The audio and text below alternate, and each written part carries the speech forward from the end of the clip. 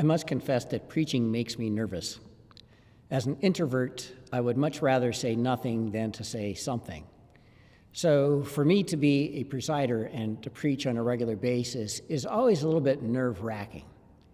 Anytime that you speak out, you run the risk of putting your foot in your mouth, either by misspoken words or by ignorance. And even if you speak the truth, that doesn't mean you're going to be readily accepted. So even Jesus was crucified for speaking nothing but the truth.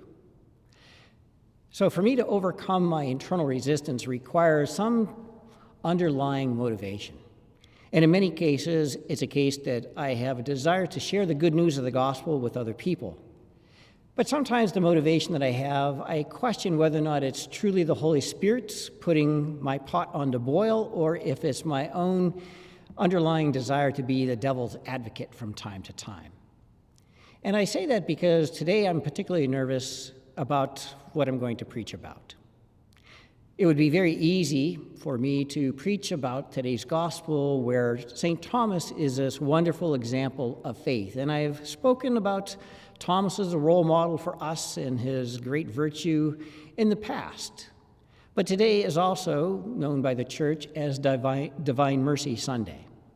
And it's been a feast for the last 20 years since John Paul II raised it to the level of a feast of the universal church.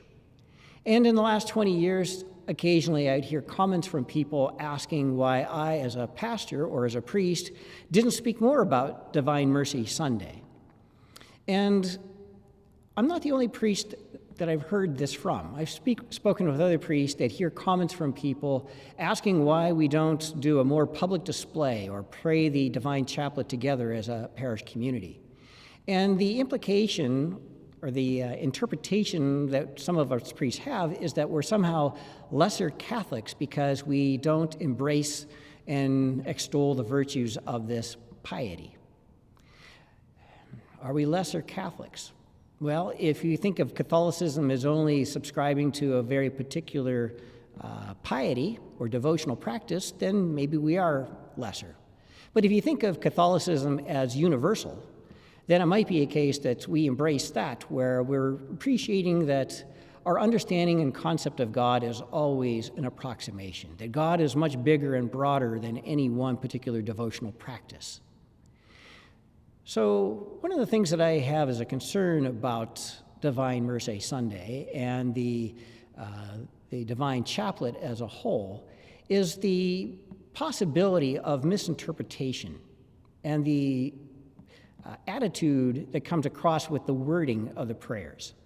So the mantra is, for the sake of your sorrowful passion, have mercy on me and the whole world. And that is said repeatedly, focusing, if you will, on our brokenness, my own personal sinfulness, as well as the brokenness of our culture, our society, our world. And it is so broken that we must be begging of God's mercy on a continuous basis. There may be some truth to that. We are sinful, we are broken, we are in need of God's mercy without a doubt. But this constant focus on the brokenness is perhaps a bit misleading. Quite frankly, God is in the midst of our mess. God created this world. The world cannot exist without God's presence, nor can I exist without God's presence. So for me to keep focusing on the separation, that I'm somehow alienated from God, and God requires us to beg for the mercy, for him to have mercy on us, I'm not sure is all that helpful. So this constant lament of our brokenness is perhaps indicative of a problem. There are people in our world, in our church, that are scrupulous, where they continually need to come to confession to feel this mercy of God. And then they leave, and then immediately they feel guilty, and they need to return. Is it a case that they're really so sinful that they need to have God's constant mercy? Or is it a case that they're not totally convinced that they've been forgiven, that they've never really embraced this wonderful gift of mercy that God offers us? And it isn't the inability to receive and accept that mercy that is perhaps the problem. A way of looking at this is, consider a marriage. And supposing one of the spouses has some issues, a gambling problem or a drug addiction or psychological issues or whatever it is, and they sense their brokenness and they continually turn to their spouse and say, how can you ever forgive me? I'm so bad off. You'd be better off without me. What can I ever do to make this up? Why do you stick around with me? Well, quite frankly, there may be some truth to that, but in reality, they're ignoring or missing out on the fact that their spouse is still with them, has been with them through the thick and the thin. And at some point, the one spouse might turn and say, if you feel so bad about it, change your life, make some amends, do things differently. But just remember, even if you don't, that I haven't left you. I've always been here. The love has always been constant.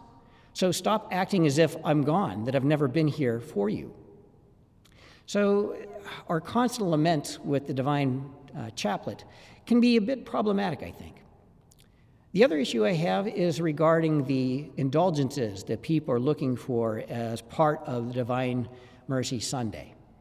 Indulgences as a whole are a bit problematic in as much as they imply that we can escape something. People project onto God's judgment punishment, that somehow either purgatory is a temporary punishment or hell is a permanent punishment, that God somehow needs to take it out on us. I don't know that that's a healthy understanding of what purgatory is about.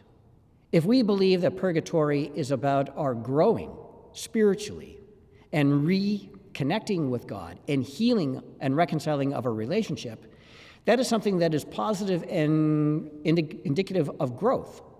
Painful, perhaps, but certainly not punishment, and not something that we should be looking to take a shortcut around. So this notion that we need to do this, that, or the other thing to incur indulgences, which is a shortcut of a natural, healthy process, I don't know that that's a good approach to this either. So is it a case that we do need to have God's mercy? Absolutely.